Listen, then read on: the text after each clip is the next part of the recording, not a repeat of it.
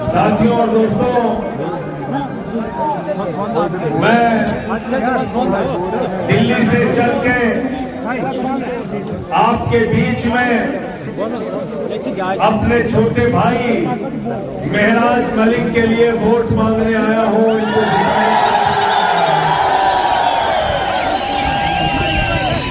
और आया हूं अरविंद केजरीवाल का पैगाम लेकर, अरविंद केजरीवाल का सलाम लेकर आया हूं आपसे कहने के लिए कि जो मॉडल दिल्ली में शिक्षा और स्वास्थ्य का दिया, जो स्कूल और अस्पताल दिल्ली में बने, वो जम्मू कश्मीर में बनना चाहिए। और उसका सपना कोई विधानसभा में जाकर पूरा कर सकता है तो उसका नाम है ये नौजवान महराज मलिक। हमारे साथी मुदस्सिर, हमारे साथी यासिर, ये जाएंगे सदन के अंदर, विधानसभा के अंदर। लोग मुझसे सवाल कर रहे थे, अरे भाई आप तो पूरे जम्मू कश्मीर में लड़ नहीं रहे। मैंने कहा अर्थी को कंधा देने के लिए 4 ही लोग काफी रहते हैं। अगर आम आदमी पार्टी के 4 शेर पहुंच गए तो जम्मू कश्मीर की विधानसभा में जमहूरियत को बचाने की लड़ाई होगी। जम्मू कश्मीर की विधानसभा में बच्चों का स्कूल बनाने की लड़ाई होगी। जम्मू कश्मीर की विधानसभा में अस्पताल बनाने की लड़ाई होगी। जम्मू कश्मीर की विधानसभा में नौजवानों के रोजगार की लड़ाई होगी। जम्मू कश्मीर की विधानसभा में जम्मू कश्मीर का मुस्तकबिल बदलने की लड़ाई होगी। इसलिए आपसे अपील करने आया हूं। और साथियों और दोस्तों, जब मुझे केजरीवाल जी ने संसद में भेजा था तो मैं तो 3 ही था, 3 थे और 1 लोकसभा में थे भगवंत मान। हम चारों दोनों सदन के अंदर भाजपाइयों की नाक में दम करके देखा नहीं देखा बताओ, देखा नहीं देखा, देखा ना, देखा ना। नरेंद्र मोदी इतनी दूर पे था या जितनी दूर पे झंडा दिख रहा। सदन के अंदर भाषण देने के लिए खड़ा हुआ, मैंने नारा लगाया, मोदी अडानी भाई भाई देश बेच के खाई मलाई। क्या नारा लगाया? मोदी अडानी भाई भाई देश बेच के खाई मलाई। ये नारा क्यों लगाया? क्योंकि हिंदुस्तान का नौजवान, जम्मू कश्मीर का नौजवान रोजगार के लिए धक्के खाएगा। एसआई की भर्ती में उससे रिश्वत ली जाएगी, उसके साथ भ्रष्टाचार किया जाएगा, लेकिन अमित शाह का लड़का बीसीसीआई का चेयरमैन बनेगा, जिसको बल्ला पकड़ना है।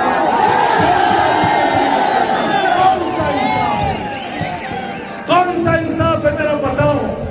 इस देश के अंदर जमहूरियत का कत्ल किया जा रहा है, राज्य सरकारों के अधिकार छीने जा रहे हैं। एक ऐसी पार्टी दिल्ली में अरविंद केजरीवाल की अगुवाई में सरकार में आई। अरविंद केजरीवाल ने कहा हम बच्चों के लिए स्कूल बनाएंगे, अस्पताल बनाएंगे, फ्री इलाज दिया, फ्री शिक्षा दिया, फ्री बस की यात्रा महिलाओं के लिए दिया, बिजली फ्री, पानी फ्री, सब कुछ फ्री और मुनाफे का बजट दिया। हिंदुस्तान की कौन सी आम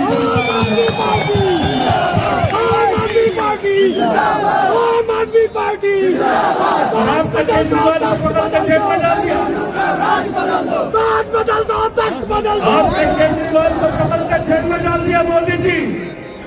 आपने मनीष सिसोदिया को पकड़ के जेल में डाल दिया। आपने सत्येंद्र जैन को पकड़ के जेल में डाल दिया। मनीष सिसोदिया ने, केजरीवाल ने दिल्ली में ऐसे स्कूल बनाए कि अमेरिका के राष्ट्रपति ट्रंप की पत्नी हिंदुस्तान आई तो उसने कहा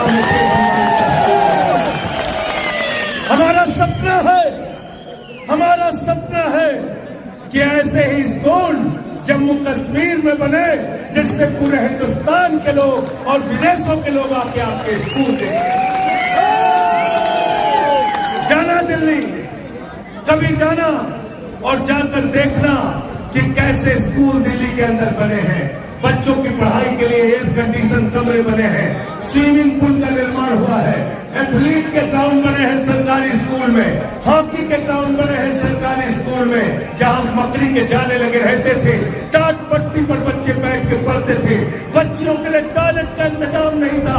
उन स्कूलों को बदलने का काम केजरीवाल ने किया, मनीष सिसोदिया ने किया और मोदी ने उनको पकड़ के जेल में डाल दिया। मुझे 6 महीने जेल में डाल दिया। मैंने नरेंद्र मोदी जी से कहा, मोदी जी एक नहीं 1000 बार जेल में डालोगे लेकिन तुम्हारे आगे छूटेंगे नहीं, तुमसे लड़ेंगे, तुमसे लड़ेंगे और तुमसे जीतने का काम करेंगे। साथियों और दोस्तों, मैं आप लोगों से हाथ जोड़कर विनती करने के लिए आया हूं, हमारे इस छोटे भाई को इस बार विधानसभा में जरूर भेजना, जरूर भेजना, जरूर भेजना। बिल्कुल ठीक कहा मोदी जी, आके कह रहे हैं हम आपको पूर्ण राज्य दे देंगे। अभी क्या हुआ? अभी पेट में दर्द क्यों हो रहा है?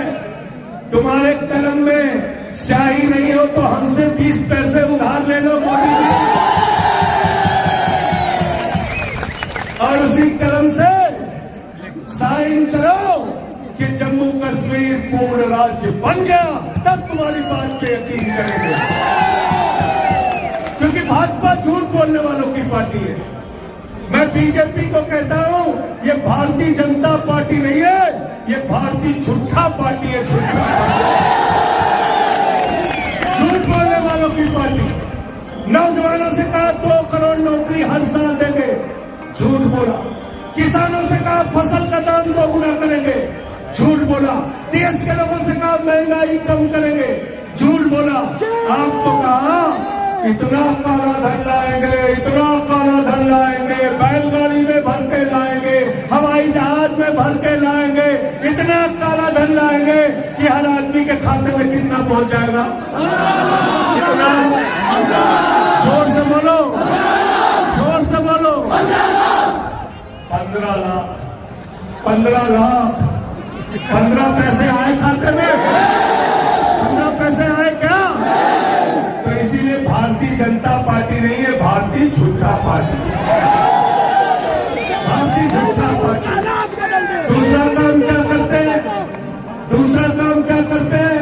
झगड़ा कराने का काम करते हैं। किसानों के साथ झगड़ा, नौजवानों के साथ झगड़ा, पहलवानों के साथ झगड़ा, कश्मीर जम्मू वालों के साथ झगड़ा, पूरे देश में झगड़ा कराने का काम करते हैं। तो भाजपाइयों का दूसरा नाम मैंने रखा है भारतीय झगड़ा पार्टी, झगड़ा कराने वालों की पार्टी, झगड़ा कराने वालों की पार्टी।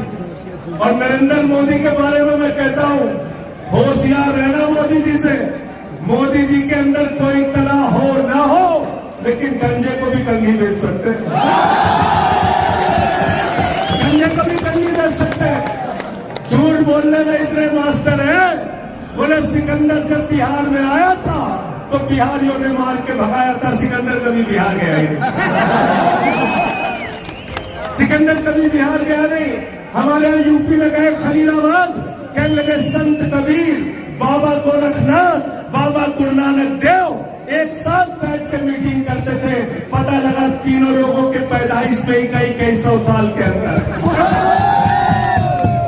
ऐसे झूठ बोलते हैं और मुसलमानों को डराने का काम करते हो।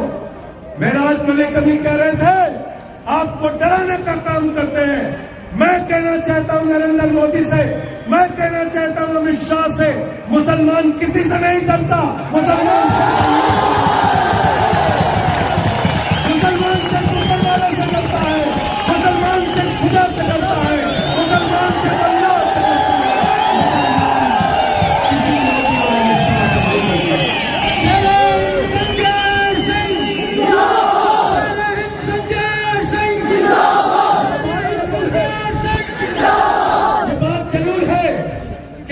मुल्क को बचाने की बात होगी, जब इस मुल्क के लिए लड़ने की बात बात होगी तो शहीद अशफाकुल्लाह हंसते हंसते फांसी के फंदे को चूमेंगे, शहीद होंगे। जब इस मुल्क को बचाने की बात होगी तो अशफाकुल्लाह ने जब फांसी के फंदे को चूमने जा रहे थे, उनसे अंग्रेजों ने कहा तुम्हारी कोई अंतिम इच्छा? तो उन्होंने कहा कुछ आरज़ू नहीं है, बस आरज़ू है इतनी, रख दे जरा सी कोई खाके वतन कफन पे। यह है हम मोहब्बत की बुनियाद पर हिंदुस्तान को बनाना चाहते हैं, हम मोहब्बत की बुनियाद पर जम्मू कश्मीर को बनाना चाहते हैं। हिंदू मुसलमान सिख ईसाई सबके भाईचारे की बुनियाद पे हिंदुस्तान बनेगा। झगड़ा करा के, लड़ाई करा के, बांट के हिंदुस्तान का मुस्तकबिल बनने वाला नहीं है। इसलिए आपसे निवेदन और विनती करने के लिए आया हूं, इनसे सावधान हो जाओ, इनसे सावधान हो जाओ। संसद में इनसे लड़ता हूं, मुझे उठा के सस्पेंड कर देते हैं, सड़क पर लड़ता हूं, उठा के जेल में भेज देते हैं। मेरे ऊपर 23 FIR किया, केजरीवाल पे FIR किया, मनीष सिसोदिया पे FIR किया, सत्येंद्र जैन पे FIR किया, सबको पकड़ के जेल में डालते हैं। मोदी जी से मैं कहना चाहता हूं, मोदी जी ये लोकतंत्र है, जमहूरियत है, यहाँ तानाशाही से चलाने की कोशिश इस देश को मत करना। हम तुमसे लड़ेंगे, जेल भी लड़ेंगे, लाठी भी खाएंगे, लेकिन तुम्हारे आगे कभी झुकेंगे नहीं। जैसे महराज मलिक आपके लिए ईमानदारी से लड़ाई लड़ रहा है, ऐसे ही दिल्ली के अंदर अरविंद केजरीवाल देश के लिए ईमानदारी से लड़ाई लड़ रहे हैं। हम लोग आपकी लड़ाई ईमानदारी से लड़ रहे हैं। ये बेईमान भाजपाई, ये चोर, ये हमारे ऊपर भ्रष्टाचार का आरोप लगाते हैं बीजेपी वाले। अरे सड़क पे चलो, सड़क टूट जा रही, पुल पे चलो, पुल टूट जा रहा, रेल पे चलो, रेल की पटरी टूट जा रही है, संसद में बैठो, संसद टूट जा रही है। भ्रष्टाचार हो रहा नहीं हो रहा? बताओ, हो रहा है नहीं हो रहा है? हो रहा है कि नहीं हो रहा है? आपकी नौकरी के लिए पैसा नहीं सरकार के पास, बोलो महंगाई कम कर दो, मोदी जी कहते हैं पैसा नहीं है। अरे कश्मीर को पूर्ण राज्य दे दो, यहाँ के नौजवानों को नौकरी दे दो, बोलते पैसा नहीं है। 4400 स्कूल कश्मीर में बंद कर दिए, जम्मू में बंद कर दिए, बोलो पैसा दे दो, स्कूल खुलवा दो, कहते हैं पैसा नहीं है। अस्पतालों में डॉक्टर नहीं है, अस्पतालों में इलाज नहीं होता, दवाएं नहीं मिलती, बोलो पैसा दे दो, कहते हैं पैसा नहीं है। आपका पैसा गया कहाँ? आपका पैसा मोदी जी ने भेज दिया अडानी के पास। अडानी कितना कर्जा दिया है मोदी ने अडानी को, मालूम है आपको? कितना कर्जा दिया? कितना कर्जा दिया है?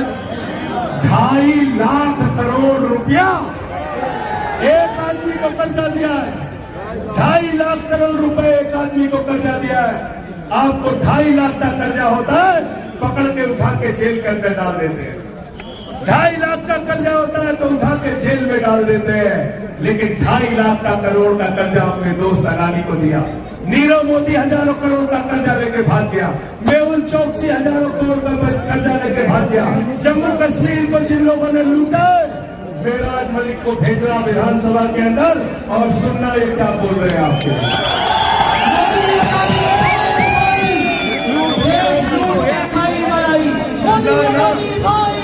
सुना कि नहीं सुना? इनके जुर्म को मत भूलना, इनकी जाति को मत भूलना। मोदी जी कहते थे 2014 के पहले, भाइयों और बहनों घर से निकलना तो अपना सिलेंडर देख के निकलना, घर से निकलना तो सिलेंडर देख के निकलना। उस समय सिलेंडर का दाम था 400 रुपए। आज संजय सिंह आपसे कहने के लिए आए, महराज मलिक को वोट देने के लिए निकलना तो वो सिलेंडर देख के निकलना जो 1200 का हो गया, 1200 का। पेट्रोल 110 रुपए का, डीजल 100 रुपए का। महंगाई को याद करके जब घर से निकलोगे तो याद क्या आएगी आपको?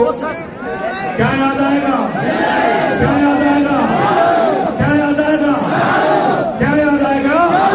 क्या याद आएगा? झाड़ू। और झाड़ू बहुत काम की चीज है। घर की सफाई करनी हो तो क्या चाहिए? पीछे तक हाथ उठा के बताइए। और सफाई करनी है तो क्या चाहिए, और डोडा की सफाई करनी है तो क्या चाहिए, जम्मू कश्मीर की सफाई करनी है तो क्या चाहिए, हिंदुस्तान की सफाई करनी है तो क्या चाहिए। और किसी के दिमाग पे भूत सवार हो जाए तो भूत उतारने के लिए क्या चाहिए, क्या चाहिए। तो जो भाजपा वालों के दिमाग पर और यहाँ जो अलग अलग पार्टियां सत्ता में रही है उनके दिमाग पर जो भूत सवार हो गया है, झाड़ू मार मार के इनका भूत उतार। अरे बहुत खूबसूरत मुल्क है दोस्तों, बहुत खूबसूरत मुल्क है, बहुत अच्छा मुल्क है। यहाँ हिंदू मुसलमान सिख ईसाई सब मिल के रहते हैं। बगल का पंजाब है, वहाँ आम आदमी पार्टी की सरकार है झाड़ू वालों की।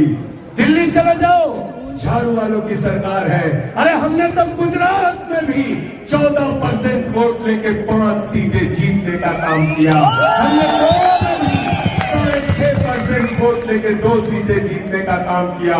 आपसे झोली फैलाकर हाथ जोड़कर विनती करने के लिए आया हो, जम्मू कश्मीर की विधानसभा में भी हमारे भाइयों को भेज देना, मेराज मलिक को भेज देना, यासिर को भेज देना, मुदस्सिर को भेज देना, या आपके मुद्दे को उठाने का काम करें।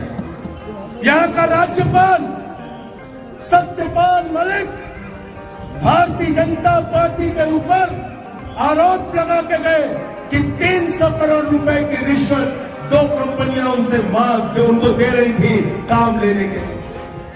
यहाँ ठेका देने के बदले रिश्वत चल रही है, बेईमानी चल रही है। 3,02,000 करोड़ रुपए का ठेका भाजपाइयों ने उन कंपनियों को दिया जिनसे इलेक्टोरल बॉन्ड के नाम पे रिश्वत लेने का काम किया, बेईमानी करने का काम किया।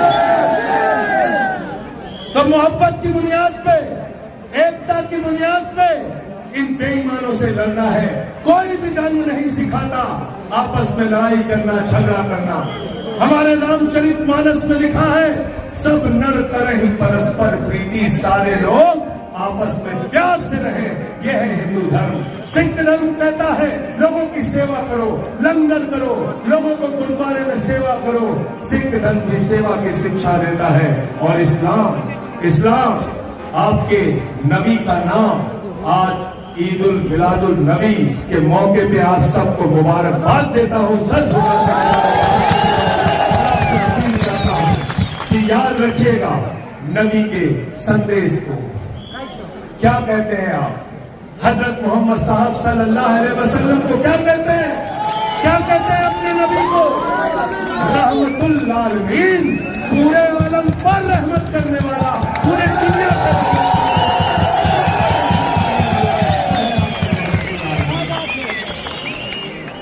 रब्बुल आलमीन खुदा को कहते हैं पूरे आलम का रब, पूरी दुनिया का रब। कहीं गरीबी है, कहीं भुखमरी है, कहीं तकलीफ है, और अगर मुसलमान हो, इस्लाम को मानते हो, तो सबसे पहले मेराज मलिक के साथ मिलकर सीना तान के उनके साथ खड़े हो जाते। इसलिए साथियों और दोस्तों, जो लोग नफरत की आग में आपको झोंकना चाहते हैं, जो आपस में आपको लड़ाना चाहते हैं, आम आदमी पार्टी के साथ जुड़िए। हम लड़ाई की बात नहीं करते, हम पढ़ाई की बात करते हैं। हम लड़ाई की बात नहीं करते, हम पढ़ाई की बात करते हैं। हम शिक्षा की बात करते हैं, हम इलाज की बात करते हैं, हम मोहल्ला क्लिनिक की बात करते हैं। और आपसे फिर दोहरा रहा हूं, बहादुरों को विधानसभा में भेजो। जो गीदड़ आपकी आवाज नहीं उठा सकते, उनको भेजने से आपका कोई फायदा। तो क्या चुनाव निशान है आपका, क्या चुनाव निशान है आपका। और हमारे 3 साथी हैं, डोडा वेस्ट से हमारे साथी यासिर भाई हैं, इनके लिए भी एक बार जोरदार तालियां बजाइए। और बनिहाल से हमारे साथी मुदस्सिर भाई हैं, इनके लिए भी एक बार जोरदार तालियां बजाइए। और जो वादा आपसे हमारे छोटे भाई महराज ने किया है, 8 तारीख को काउंटिंग पूरी होगी, इनको जिता देना, केजरीवाल जी को हम लेके आएंगे,